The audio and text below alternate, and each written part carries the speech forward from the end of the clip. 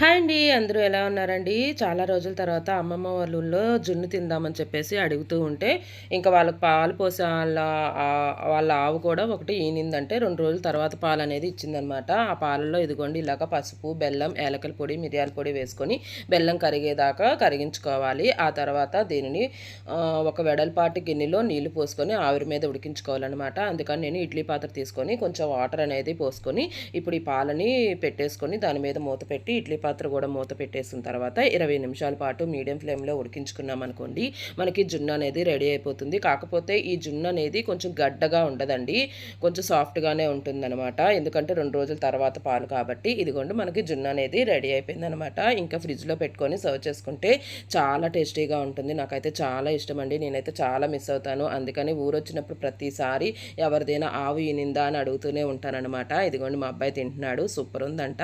అంతే. Vlog. Bye bye.